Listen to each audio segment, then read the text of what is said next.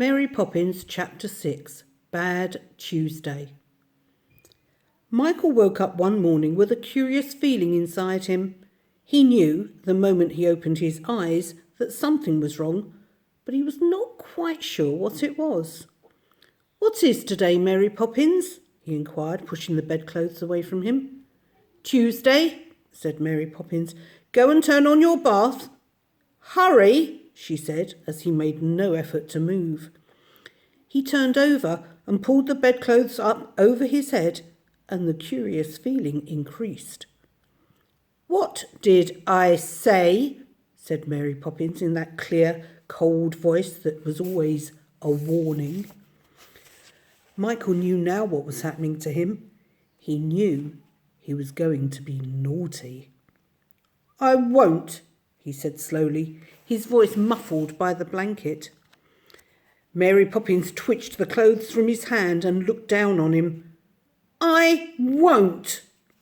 He waited, wondering what she would do, and was surprised when, without a word, she went into the bathroom and turned on the tap herself.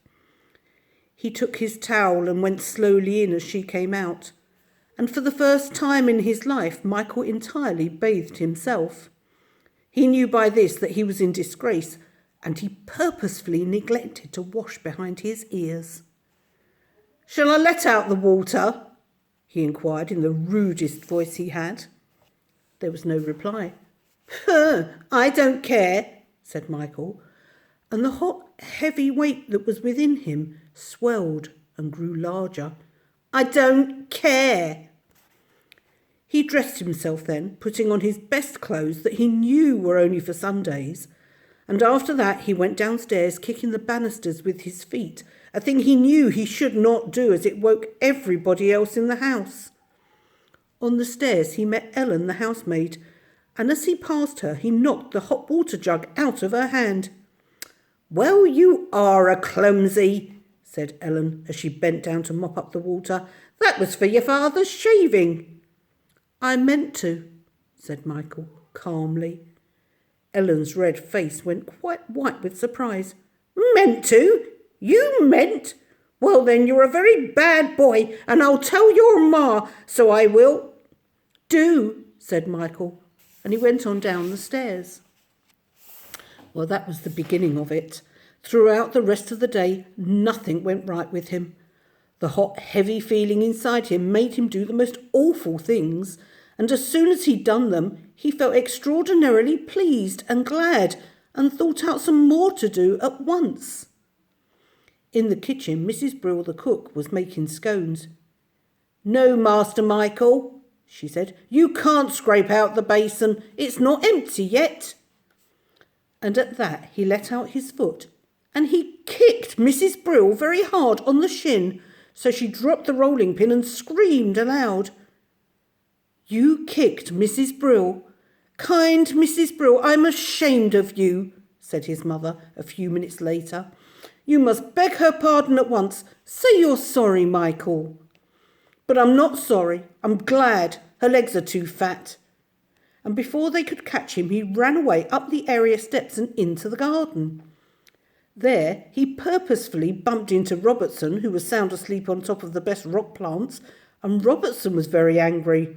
"I'll tell your pa," he said threateningly. "And I'll tell him you haven't cleaned the shoes this morning," said Michael, and was a little astonished at himself. It was his habit and Jane's always to protect Robertson, because they loved him and didn't want to lose him. But he wasn't astonished for long, for he had begun to wonder what he could do next, and it was no time before he thought of something. Through the bars of the fence, he could see Miss Lark's Andrew daintily sniffing at the next-door lawn and choosing for himself the best blade of grass. He called softly to Andrew and gave him a biscuit out of his own pocket, and while Andrew was munching it, he tied Andrew's tail to the fence with a piece of string. Then he ran away with Miss Lark's angry, outraged voice screaming in his ears and his body almost bursting with the exciting weight of that heavy thing inside him. The door to Father's study stood open, for Ellen had just been dusting the books. So Michael did a forbidden thing. He went in sat down at his father's desk, and with his father's pen began to scribble on the blotter. Suddenly his elbow, knocking against the ink pot, upset it, and the chair and the desk and the pen and his own best clothes were covered with great spreading stains of blue ink. It looked dreadful, and fear of what would happen to him stirred within Michael. But in spite of that, he didn't care. He didn't feel the least bit sorry.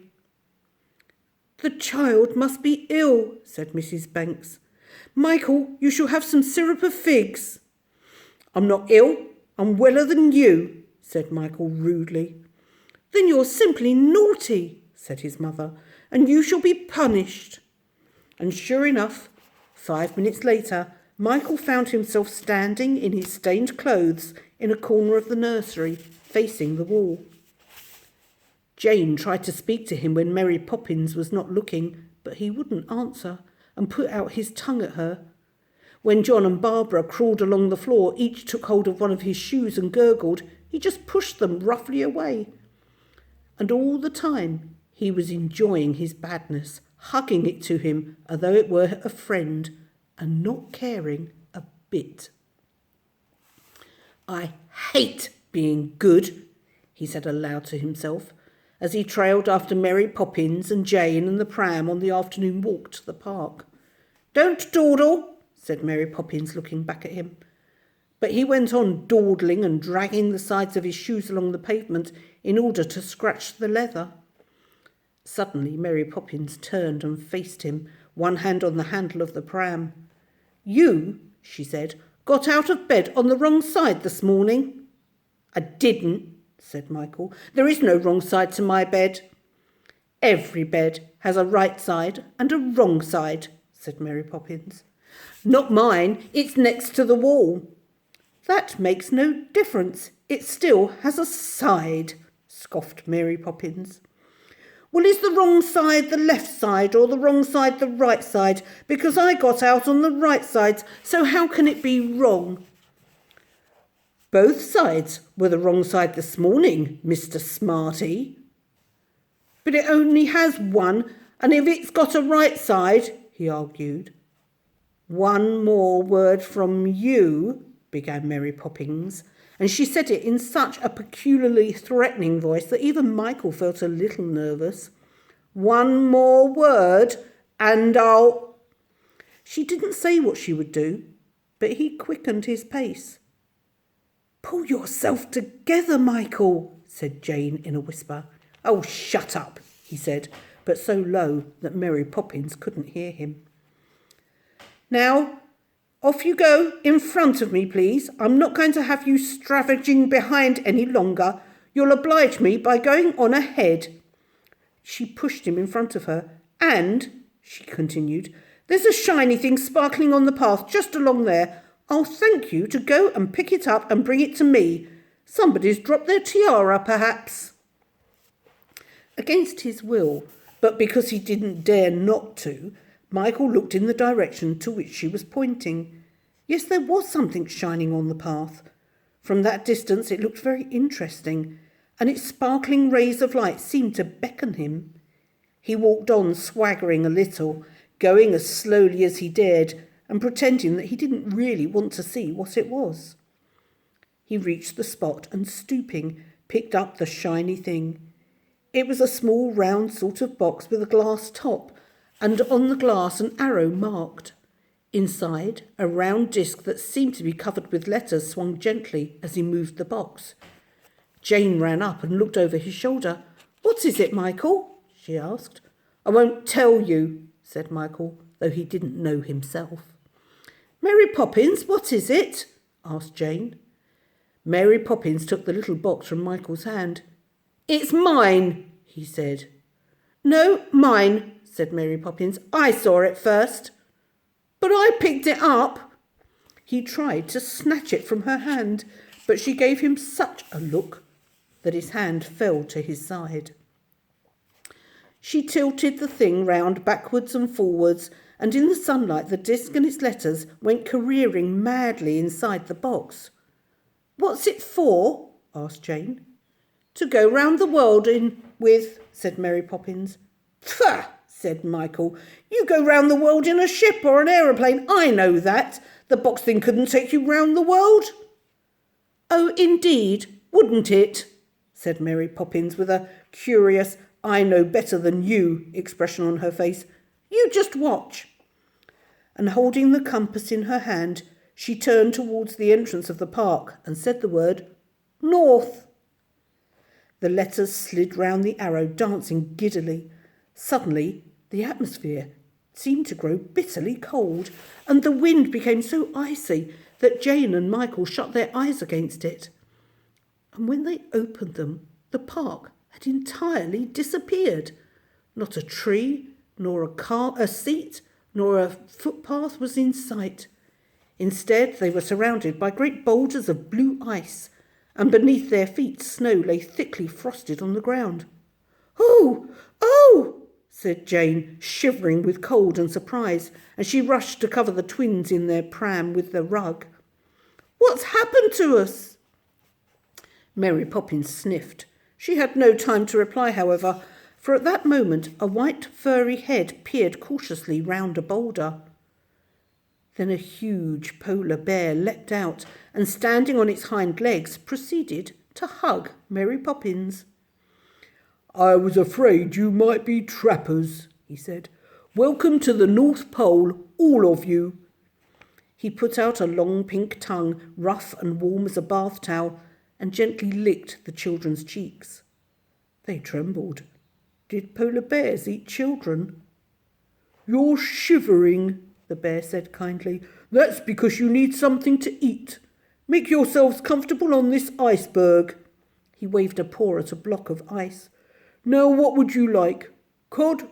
Shrimps? Just something to keep the wolf from the door. I'm afraid we can't stay, said Mary Poppins. We're on our way round the world. Well, do just let me make you a little snack. It won't take me a jiffy. He sprang into the blue-green water and came up with a herring. I wish you could have stayed for a chat. He tucked the fish into Mary Poppins' hand. I long for a bit of gossip. Another time, perhaps, she said, and thank you for the fish. South, she said to the compass. It seemed to Jane and Michael then that the world was spinning round them. As they felt the air getting soft and warm, they found themselves in a leafy jungle from which came a noisy sound of squawking. Welcome, shrieked a large hyacinth macaw, who was perched on a branch with outstretched wings. You're just the person we need, Mary Poppins. My wife's off gadding, and I'm left to sit on her eggs. Do take a turn, there's a good girl. I need a little rest. He lifted a spread wing cautiously, disclosing a nest with 2 white eggs. Alas, this is just a passing visit. We're on our way around the world. Gracious, what a journey. Well, stay for a little moment so that I can get some sleep. If you can look after all these creatures, he nodded at the children, you can keep 2 small eggs warm. Do, Mary Poppins, and I'll get you some bananas instead of that wriggling fish. It was a present, said Mary Poppins. Well, keep it if you must. But what madness to go gallivanting round the world when you could stay and bring up our nestlings. Why should we spend our time sitting when you could do it as well? Better, you mean, sniffed Mary Poppins. Then to Jane and Michael's disappointment, they would dearly have liked some tropical fruit. She shook her head decisively and said, East. Again the world went spinning round them. Or were they spinning round the world? And then, whichever it was, ceased. They found themselves in a grassy clearing surrounded by bamboo trees. Green paper-like leaves rustled in the breeze, and above that quiet swishing they could hear a steady rhythmic sound. A snore? Or was it a purr? Glancing round, they beheld a large furry shape, black with blotches of white. Or was it white with blotches of black? They couldn't really be sure. Jane and Michael gazed at each other. Was it a dream from which they would wake? Or were they seeing, of all things, a panda? And a panda in its own home and locked behind bars in a zoo. The dream, if it was a dream, drew a long breath. Whoever it is, please go away. I rest in the afternoon. The voice was as furry as the rest of him. Very well, then we will go away, and then perhaps you'll be sorry you missed us. The panda opened one black eye. Oh, it's you, my dear girl, he said sleepily. Why not let me know you were coming? Difficult though it would have been for you, I would have stayed awake. The furry shape yawned and stretched itself. Oh, well, I'll have to make a home for you all. There wouldn't be enough room in mine. He nodded at a neat shelter made of leaves and bamboo sticks.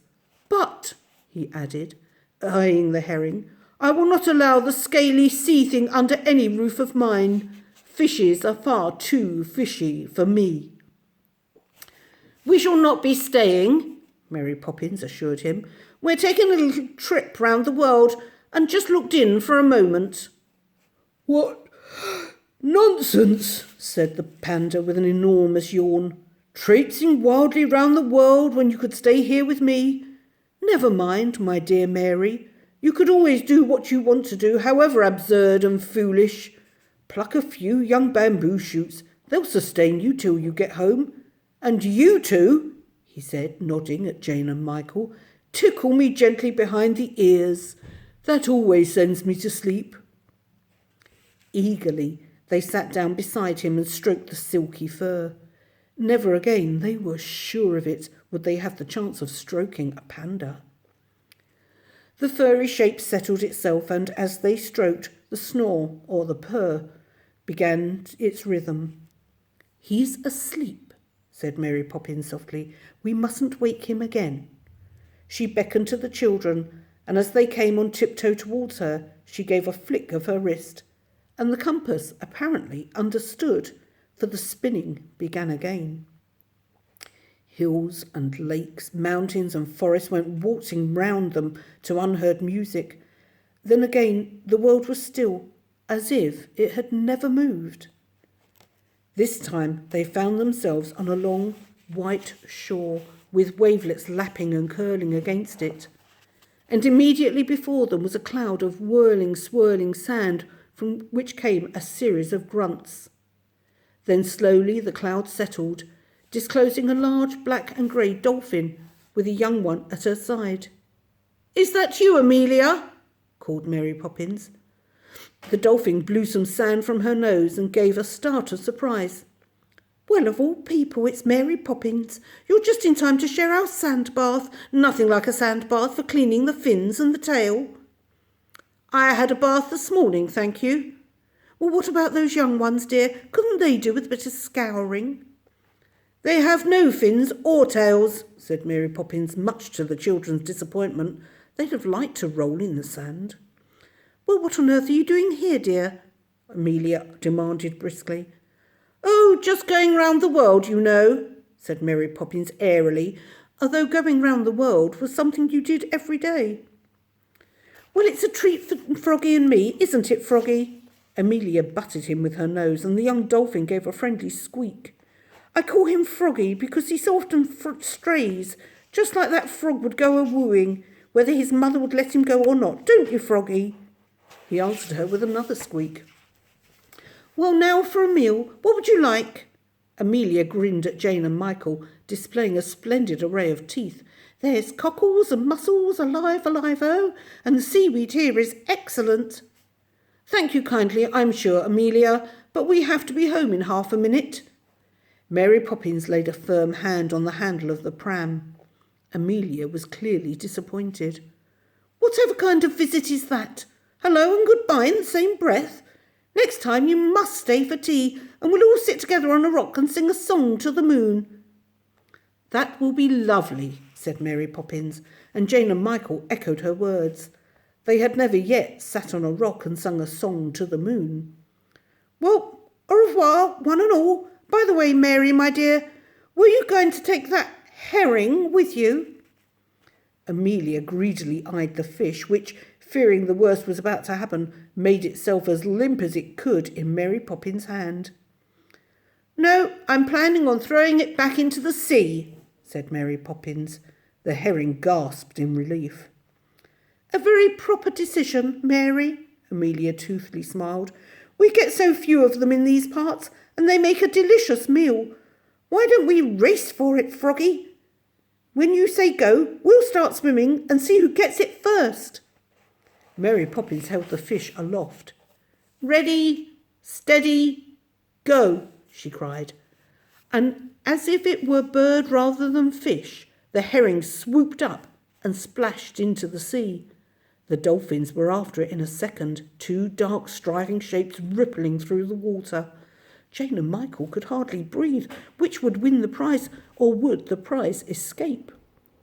Froggy! Froggy! Froggy! Yelled Michael. As if the herring had been caught and eaten, he wanted Froggy to win. Froggy! The wind and sea both cried the name, but Michael's voice was stronger. What do you think you're doing, Michael? Mary Poppins sounded ferocious. He glanced at her for a moment and turned again to the sea. But the sea was not there. Nothing but a neat green lawn, Jane agog beside him, the twins in the pram, and Mary Poppins pushing it in the middle of the park. Jumping up and down, shouting, making a nuisance of yourself. One would think you'd done enough for one day. Step along at once, please. Round the world and back in a minute. What a wonderful box, said Jane. It's a compass, not a box, and it's mine, said Michael. I found it. Give it to me. My compass, thank you, said Mary Poppins as she slipped it into her pocket. He looked as if he'd like to kick her, but he shrugged his shoulders and stalked off, taking no notice of anyone. The burning weight still hung heavily within him. After the adventure with the compass, it seemed to grow worse, and towards the evening he grew naughtier and naughtier. He pinched the twins when Mary Poppins was not looking, and when they cried, he said in a falsely kind voice, Why, darlings, what is the matter? But Mary Poppins was not deceived by it. You've got something coming to you, she said significantly.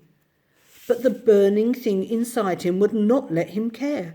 He just shrugged his shoulders and pulled Jane's hair, and after that he went to the supper table and upset the bread and milk. And that, said Mary Poppins, is the end. Such deliberate naughtiness I never saw. In all my born days I never did, and that's a fact. Off you go, straight into bed with you, and not another word. He had never seen her look so terrible. But still he didn't care. He went into the night nursery and undressed. No, he didn't care. He was bad, and if they didn't look out, he'd be worse. He didn't care. He hated everybody. If they weren't careful, he'd run away and join a circus. There, off went a button. Bing! Good, there'd be fewer to do up in the morning. And another. Bing! All the better. Nothing in all the world could ever make him feel sorry.